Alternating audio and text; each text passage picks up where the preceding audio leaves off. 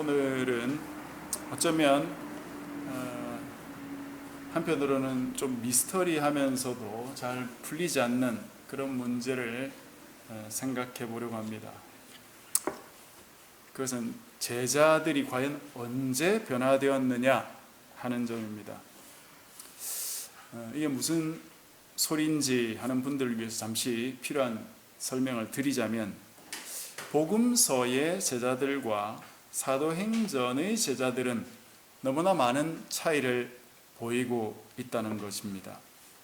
복음서의 제자들은 예수님께 부름받아 3년 가까이 따라다니면서 예수님을 바로 옆에서 보고 함께 식사하고 잠도 잤으며, 예수님이 복음서에서 일으킨 기적뿐 아니라 성경에 기록되지 않은 기적까지도 수없이 보았던 자들입니다.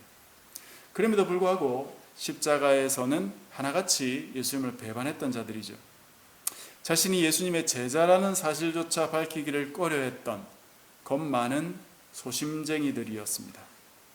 그런데 이런 제자들이 사도행전만 들어오면 전혀 다른 사람이 되어 있다는 겁니다. 자신들에게 돌을 던지는 사람들에게조차 용감하게 복음을 전하고, 그렇게 하다가 돌에 맞아 죽기도 하고, 그렇게 죽어가면서도 하나님의 영광을 찬양하는 그런 사람들이 된 거죠. 도대체 이들에게 무슨 일이 있었던 것입니까? 무슨 일이 있었길래 겁쟁이 제자들이 용감무쌍한 사도들이 되었느냐 하는 겁니다. 그동안 가장 인기 있었던 해명은 오순절 성령 강림이었습니다. 이 해석은 대부분의 선교단체들을 통해서 퍼져나갔는데요, 실제로는 그 순복음 계통의 그 오순절파 교파, 그들을 통해서 그런 신학들이 형성되었고, 이런 교파들이 복음 전도와 선교에 힘쓰다 보니까 또 선교단체를 많이 만들기도 했고요. 그래서 그런 선교단체를 통해서 기존의 선교단체들이 영향을 받기도 했던 것입니다. 저도 대학 때 선교단체 활동을 했는데 거기서 그런 내용을 배웠습니다. 골자는 이렇습니다. 사도행전 2장에 보면은 복음서와 전혀 다른 제자들의 모습이 나타나는데 왜 그런가? 그것은 인간의 능력으로 되는 것이 아니다. 오순절에 성령께서 오셔가지고 이들이 능력을 받았기 때문이다. 그래서 온 유대와 사마리아와 땅끝까지 그렇게 증인이 되지 않았느냐. 그래서 우리도 성령 받아야 된다. 그래야 선교할 수 있다. 뭐 이런 내용이죠. 그래서 수련회 같은 데 가면 성령 받자고 난리가 납니다.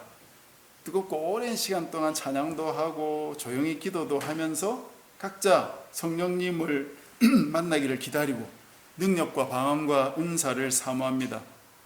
그런데 가면 또 그런 역사가 또 일어나기도 합니다. 어떤 사람은 뭐 넘어지기도 하고 방언하고 뭐 통역을 하기도 하고, 때로는 치유 같은 그런 역사가 일어나기도 합니다. 물론 이런 역사들이 과연 성령님의 역사인가 하는 문제는 차치하고라도, 개인적으로 그런 특별한 경험을 하고 나면 그것이 하나님의 역사라고 쉽게 믿어버리게 됩니다. 정말 제자들이 오순절에 오신 성령님 때문에 변화되었을까요?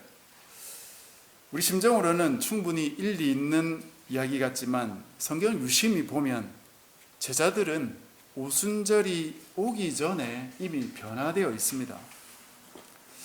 우리가 읽은 사도행전 1장 후반부에 나타난 베드로의 모습, 즉 오순절 성령 강림이 있기 전의 베드로 모습과 2장의 오순절 강림 이후의 베드로의 모습을 비교해 보면 실제로는 거의 차이가 없다는 사실을 우리가 알 수 있습니다. 1장과 2장에 나오는 베드로의 말들은 설교라면 설교를 할 수 있고 연설이라면 연설을 할 수 있는데 그 형태가 매우 비슷합니다. 둘 다 구약 성경의 한 부분을 인용하면서 확신을 가지고 베드로가 무언가를 설명하고 있습니다. 이런 베드로의 모습만 보더라도 오순절이 오기 전 베드로는 이미 복음서의 베드로가 아니라 다른 사람이 되어 있다는 사실을 우리가 알 수 있습니다. 이런 변화가 베드로뿐 아니라 함께 모였던 공동체에서 이미 발생했다는 사실을 사도행전 1장이 잘 보여주고 있습니다. 여기서 우리가 두 가지만 함께 살피겠습니다. 첫 번째는 이른바 마가의 다락방이라고 하는 장소. 정확히 이 장소가 마가의 다락방인지 그것은 정확하지는 않습니다만, 여기에 모인 사람들이 누군지를 잘 살펴보면 우리가 어떤 힌트를 얻을 수 있어요. 사도행전 1장 초반부에서 예수님의 승천을 본 제자들은 예수님 승천하시고 나서 그 감람산에서 돌아와서 예루살렘 성으로 왔다고 했습니다. 안식일에 가기 알맞은 길이라고 이렇게 표현했는데, 안식일에 아무 일 하지 마라 하는 그 사계명을 랍비들이 해석하면서 걷는 것도 너무 많이 걸으면 일이 될 수 있다 이거죠. 그래서 1km 정도를 기준으로 잡아두고 그 미만으로 걷는 건 일이 아니다. 그러나 그 이상 걸으면 일이 될 수도 있기 때문에 금지했던 것입니다. 그 기준은 랍비들 마음이죠. 어쨌든 이들이 머물던 집은 감람산에서 1km도 안 되는 가까운 거리에 있었다는 거죠.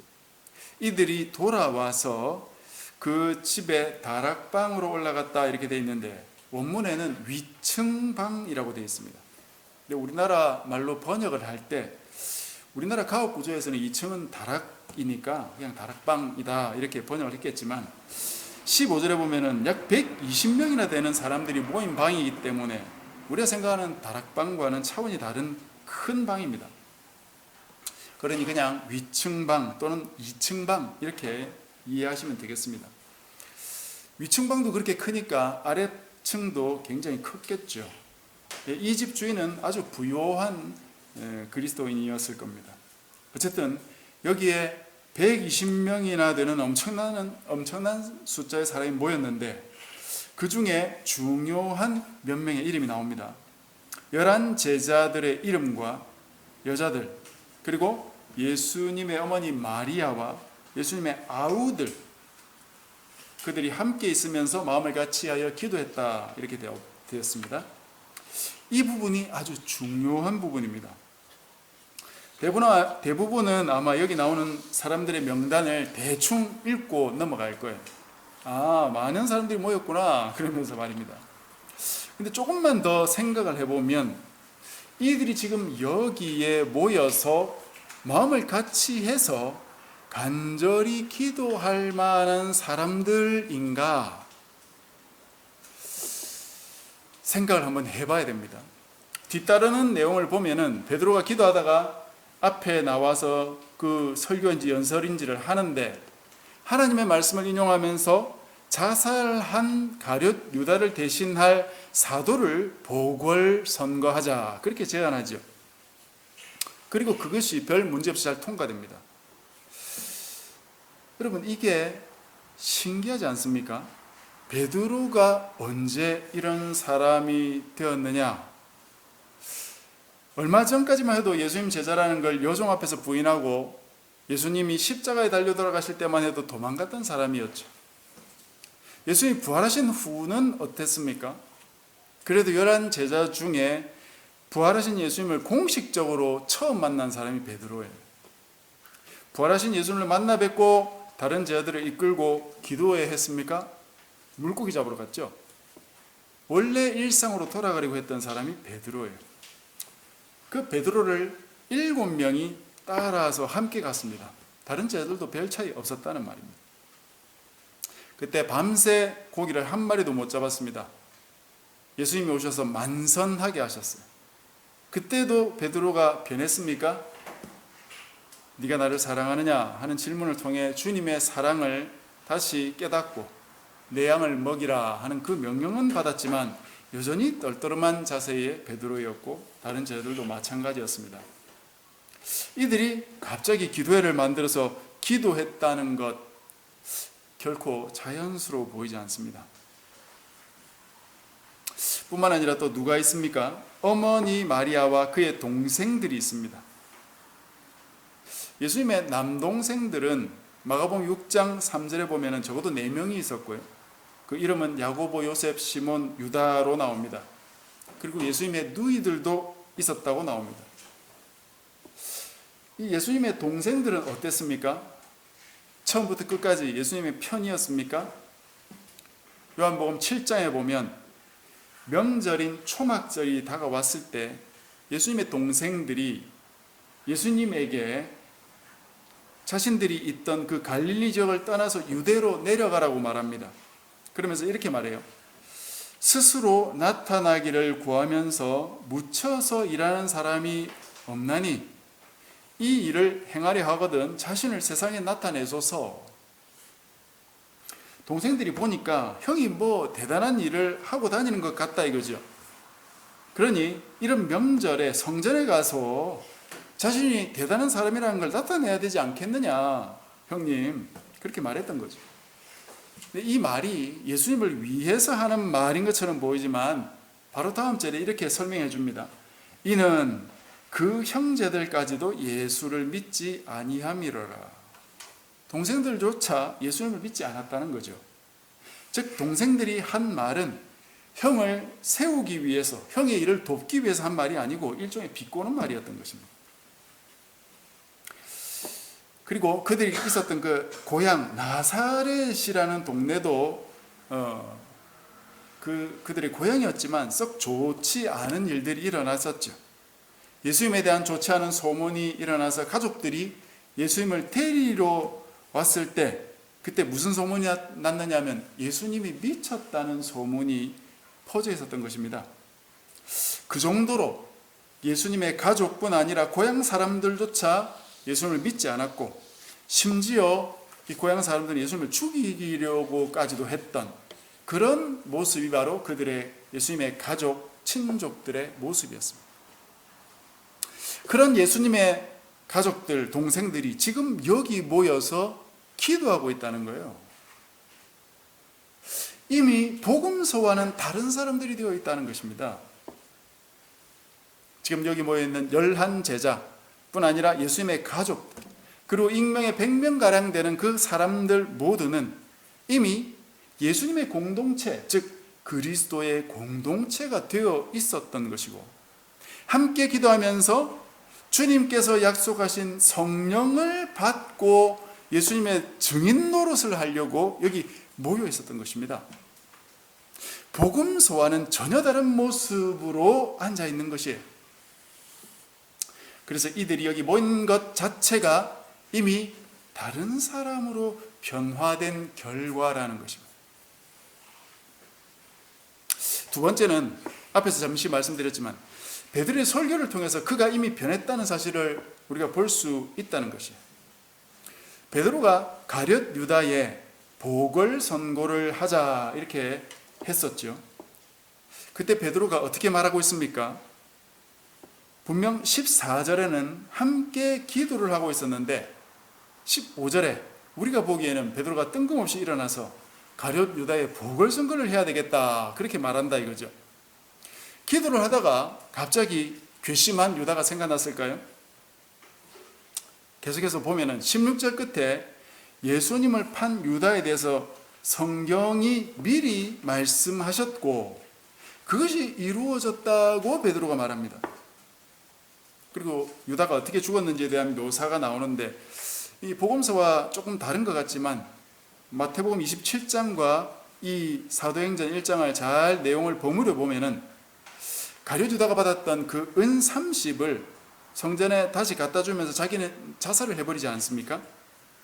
그 돈으로 대제사장들이 나그네의 묘지를 사는데요. 유다가 그 밭에서 목매어 자살을 했고 몸이 무거우니까 이 묶었던 끈이 끊어지면서 땅에 곤두박질 치면서 몸이 터져버린 것 같습니다. 이렇게 죽게 된 유다의 죽음이 베드로에 따르면 성경을 응하게 한 것이었다 이거죠. 어떤 성경이냐? 20절에 보니까 시편의 두 곳을 인용합니다. 하나는 시편 69편이고 그 다음 것은 시편 109편입니다. 재미있는 사실은 이 두 시편을 찾아보면 거기에 어디에도 가룟 유다라는 언급이 없어요. 69편과 109편 모두 다윗이 쓴 시편이고 다윗이 자기가 받고 있던 고난 때문에 괴로워하면서 탄식하는 시편일 뿐입니다. 그런데 베드로는 이 다윗의 시편을 읽고 이 시편들이 가룟 유다를 향한 시편들이었다라고 자신 있게 말하고 있다는 것입니다. 그리고 이 시편에 따라서 유다 보궐선거를 치루어야 된다라고 주장하고 있다는 것이에요. 좀 뭔가 이상하죠. 그런데 이 부분에 대해서는 조금 뒤에 다시 조금 더 자세히 말씀드리겠고요. 이 베드로의 모습만 한번 생각해 보십시오. 이전의 베드로와는 전혀 다르죠. 이미 복음서의 베드로가 아닙니다, 여러분. 이미 사도행전의 용감한 베드로로 바뀌어져 있다. 베드로뿐 아니라 여기 모인 제자들 그리고 모인 성도들 다 변화되어 있는 것입니다. 이들이 어디서 어떻게 변화가 되었느냐, 그것이 관건이죠. 지난번에 우리가 말씀드린 대로 사도행전의 저자는 누가복음의 저자와 동일 인물인 누가입니다. 그래서 누가복음과 사도행전을 연속선상에서 보게 될 때 이런 의문을 우리가 조금 해결할 수 있습니다. 누가복음의 끝부분이 어떻게 끝납니까? 엠마오로 가는 두 제자를 만나 주신 예수님, 그리고 그 이후에 11제자가 모여 있는 곳에 나타나신 예수님으로 끝납니다. 그때 예수님께서 이들에게 몇 마디 가르치시고 그 다음에 승천하시는 걸로 그렇게 되어 있습니다. 그 사이 부활하신 후에 40일간 자신의 부활을 나타내신 예수님의 모습은 누가복음에서 생략되어 있어요. 즉 예수님께서 부활하시고 나서 승천하시기까지 벌어진 일이라고는 예수님께서 엠마오로 가는 두 제자와 숨어있던 그 11제자를 만나신 일밖에 없다 이거예요. 그건 의도가 있겠죠. 이 두 가지 일로 누가복음을 끝맺을 정도로 이 두 가지 일이 중요한 의미가 있다고 누가가 보여주고 있는 것이다 이거죠. 그것이 무엇입니까? 그때 그들에게 공통적으로 예수님이 하신 일이 무엇입니까? 바로 구약 성경을 해설해 주는 것이었죠. 구약 성경을 가지고 메시아의 고난과 부활에 대해서 설명해 주셨고 모든 민족에게 복음이 전파될 것이라는 사실을 깨닫게 해주셨어요. 한마디로 말하면 구약에 예언된 메시아가 바로 예수님 자신이라는 사실을 말씀을 통해 깨닫게 해주셨다는 것입니다. 그때 제자들에게 어떤 일이 일어났었습니까? 길에서 우리에게 말씀하시고 우리에게 성경을 풀어주실 때 우리 속에서 마음이 뜨겁지 아니하더냐. 그들이 지금까지 알고 배웠던 그 성경 말씀이 바로 예수님에 관한 말씀이었다는 사실을 깨닫게 되면서 그들의 마음속부터 변화가 일어나기 시작했다는 것입니다. 성경에서 예언했고 그들이 기다렸던 메시아가 바로 예수님이었다는 사실을 깨닫게 됐다는 것입니다. 그러니 어떻게 변화가 일어나지 않을 수가 있겠습니까? 그러니 그 뒤로 사도행전에서 나오는 사도들, 제자들의 설교를 들어보면 모든 그들의 설교가 예수님 중심적으로 성경을 해석하는 것이었어요. 이게 바로 예수님이 했던 방식이죠. 예수님이 자기들에게 가르쳐 줬던 그 방식 그대로예요. 구약 성경이 바로 예수님에 대한 글이었다는 사실을 이들이 완전히 깨닫고 설교도 그렇게 하고 있었다는 것입니다. 그것이 바로 이들이 변화받았다는 증거예요. 그때까지 이들이 알고 있었던 성경의 진리가, 하나님의 진리가 예수님에게 다 이루어졌고 자기들이 3년 가까이 보았던 그 예수가 바로 하나님이 보내신 메시아였다는 사실을 이들이 확실히 깨달아 버렸다는 것이죠. 그것이 이들을 변화시킨 원동력이었던 것입니다. 이것이 오순절 성령 강림이 있기 전에 이미 이들 안에 벌어진 일이에요. 이들은 그 사실을 깨닫고 변화된 상태로 지금 이 자리에 앉아 있는 것입니다.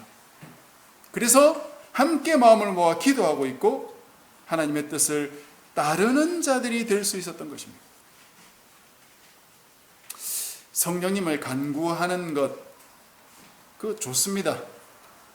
성령님께서 우리와 늘 함께 해 주실 겁니다. 그러나 성령님이 오신다고 해서 뭔가 다이나믹한 변화가 내 안에서 벌어질 것이다, 그렇게까지는 별로 기대하지 않으시는 게 좋을 것입니다. 오히려 묵묵히 말씀을 묵상하는 가운데 성령님을 구하는 게 더 낫습니다. 신구약 성경을 하나님이 주신 유일한 말씀으로 믿고 예수님 중심적으로 읽도록 그렇게 기도하며 나아가는 게 좋다 이거죠. 그렇게 묵상하면서 기도해야 되는 것입니다. 그러면 우리 안에서도 놀라운 변화가 일어날 줄로 믿습니다. 그럼 어떻게 성경을 묵상하면 좋을까? 그 부분에 대해서 베드로가 묵상한 부분을 조금 더 설명을 드리면서 말씀을 맺고자 합니다. 앞에서도 잠시 말씀드렸지만 몇 가지를 짚으면서 말씀을 드리겠습니다. 베드로와 제자들은 모여서 기도했다고 했습니다. 베드로와 제자들이 어떻게 기도했을까요? 어떻게 기도하면 베드로처럼 말씀을 인용하면서 자기들이 나아가야 할 바를 깨달을 수 있겠느냐 하는 것입니다. 하나님의 뜻을 구하면서 기도했을 겁니다. 물론 예수님께서 승천하시기 전에 성령님이 오실 거니까 기다리라 그렇게 말씀하기도 하셨지만, 그런 기도를 하는 중에 이 공동체가 앞으로 어떻게 나가야 될 것인가, 예수님은 승천해 버리셨고 성령님이 오신다고 했지만 아직 그 실체는 명확하게 모르겠고, 여기 모여서 많은 사람들이 기도하고 있지만 언제까지 이렇게 기도만 하고 있어야 합니까? 앞으로 우리는 어떻게 해야 됩니까? 그런 기도를 하지 않았겠습니까? 앞으로 이 공동체가 나아가야 할 길에 대해서 하나님의 뜻을 여쭙는 그런 기도를 분명히 했을 겁니다. 그렇게 기도하는 중에 가룟 유다의 자리를 메꾸는 것이 하나님의 뜻이라는 생각을 베드로가 했겠죠. 어떻게 알게 되었을까요? 베드로가 한 것은 성경의 기록에 따르면 기도밖에 없어요. 그 기도를 베드로가 어떻게 했겠느냐? 그냥 눈 감고 기도만 했겠느냐 하는 것입니다. 베드로가 하는 이야기를 들어보면 그는 성경 말씀을 통해서 이것을 깨닫게 된 것이죠. 그러니 베드로는 기도하면서 눈 감고 기도만 하고 있었던 게 아니라 성경 말씀을 펼쳐놓고 읽으면서 기도하고 있었을 것이다 이거죠. 그것이 뭡니까? 그게 바로 묵상이에요. 눈 감고 기도만 하는 게 아니고 성경 말씀을 읽고 그걸 가지고 기도하다 보니까 자연스럽게 가룟 유다가 저렇게 멸망하게 된 것이 하나님의 뜻이었구나 하는 사실을 알게 되었고, 가룟 유다를 대신할 누군가를 뽑아야 되는구나, 그 사실을 깨닫게 되었다는 것이에요. 오래된 하나님 말씀을 읽고 기도하니까 오늘 내게 주시는 하나님 뜻이 무엇인지를 깨닫게 되었다는 것입니다. 그것이 바로 묵상이에요. 그렇게 우리가 하면 이 베드로처럼 평소에는 전혀 관련 없어 보이던 말씀조차도, 전혀 명시적이지 않은 말씀조차도 내 삶과 연관 지어져서 하나님의 뜻을 깨닫게 된다는 것입니다. 여러분, 우리가 오늘 본문 같은 그런 성경을 읽으면 베드로도 예수님의 제자고 구약 성경이라고 해도 신약 성경 바로 앞에 붙어 있는 똑같은 성경이니까 베드로가 이렇게 구약을 묵상하는 것을 당연하게 그렇게 여길지 모르겠습니다. 그러나 여러분, 이걸 생각해 보십시오. 베드로 입장에서 이 시편들은 적어도 다윗의 시편은 적어도 자기보다 1000년 이상 앞에 만들어진 시들입니다. 오늘날 여러분, 우리에게 1000년 전에 만들어진 문서가 뭐가 있습니까? 삼국유사 이런 게 있죠. 그런 삼국유사 같은 그런 글을 읽으면서 어쩌면 베드로가 묵상했다 이거죠. 오늘 우리가 삼국유사를 읽으면 어떤 생각을 하게 되겠습니까? 우리 역사가 어떻게 흘러왔고 또 불교가 어떻게 흥성해 왔는지 그런 걸 훑어볼 수 있을 것이고 그런 것이 나름 역사적인 지식을 얻게 되고 또 내가 이렇게 살아가야 되겠구나 하는 그런 안목을 얻을 수는 있을 겁니다. 그러나 그걸 읽고 오늘 내 삶에 구체적으로 적용할 거리를 찾을 수 있겠습니까? 그 삼국유사를 읽는다고 내 삶의 문제를 발견하고 이것을 어떻게 해결해야 되겠구나 하는 걸 깨달을 수 있을까요? 물론 그럴 수도 있겠죠. 그러나 그것을 읽는 방법과 베드로가 지금 시편을 읽는 방식과는 너무나도 다르다는 것이에요. 베드로는 1000년 전에 시편을 읽고 묵상하고 기도하면서 현재 자신들의 공동체의 당면한 문제를 발견하게 되었고 그것을 실제로 해결했을 뿐 아니라 그 뒤에도 계속해서 그런 삶을 살아갑니다. 한 번만 그렇게 하는 게 아니다 이거예요. 사도행전에 계속해서 이어서 보면 베드로와 사도들 그리고 제자들의 삶이 계속해서 말씀을 묵상하며 자신들의 삶에 적용하는 삶이다인 거예요. 그것이 그들의 생활 방식이었다는 것입니다. 그걸 우리가 사도행전을 보면 계속해서 보게 될 겁니다. 이것이 바로 하나님께서 자신의 말씀을 사용하시는 방식이에요. 그리고 그것은 1000년이나 간격을 두고 제자들이 묵상했던 것처럼 그뿐만 아니라 오늘날에도 우리에게도 계속되고 있는 방식이다 하는 것입니다. 여러분 매일같이 성경을 묵상하셔야 됩니다. 요즘 열왕기상 내용을 읽으니까 그 내용들이 좀 많죠. 내일 본문을 보니까 또 내일은 또 상당히 본문이 내용이 길더라고요. 그렇더라도 여러분 계속해 나가야 됩니다. 혹시 빠뜨리거나 그랬으면 과감히 넘어가시고 오늘 것 여러분 순서에 따라서 계속해서 읽고 묵상하기를 힘쓰시기를 바랍니다. 그걸 통해서 나도 역시 변할 수 있게 될 것입니다. 그걸 통해서 변화되었다는 것이 성경의 증언이에요. 사람들은 어떻게 변하느냐? 솔직히 사람은 잘 안 변합니다. 우리 자신을 보십시오. 솔직히 사람들이 잘 안 변해요. 그러나 성경 말씀을 하나님의 말씀으로 믿고 신뢰하면서 꾸준히 읽고 묵상하면 변화가 일어날 것이다. 왜? 성경이 그걸 보여주고 있어요. 제자들이 변했다는 걸 보여주고 있습니다. 사도들이 변했다는 걸 보여주고 있어요. 예수님의 가족들이 변했다는 사실을 성경이 보여주고 있단 말이에요. 변할 것 같지 않았던 사람들조차도 변화된다는 것을 성경이 보여주고 있습니다. 오직 성경 말씀만이 우리를 변화시킬 수 있는 유일한 도구라는 사실을 보여주고 있습니다. 다른 데서 변화 찾지 말고 자기 개발 도서 그런 데서 변화 찾지 말고 하나님의 말씀을 천착해 들어가면서 그 말씀을 통해서 근본적인 변화를 받는 우리 모두가 되시기를 바랍니다. 말씀 맺겠습니다. 사도행전 1장의 제자들은 오순절 성령께서 강림하시기 전에 변화되어 있었습니다. 그것은 바로 부활하신 예수님의 말씀 교육을 통해서였습니다. 오늘날 우리도 주님께서 가르치신 것처럼 말씀을 읽고 묵상한다면 주님의 성령께서 우리에게 오셔서 주님이 하셨던 방식으로 우리를 가르치시고 우리를 깨뜨리시고 변화시키실 수 있으실 것입니다. 그래서 오늘날도 주님의 제자로서 확고한 믿음 위에서 말씀을 묵상하며 변화받으며 살아가는 우리 모두가 되시기를 주님의 이름으로 간절히 축복합니다.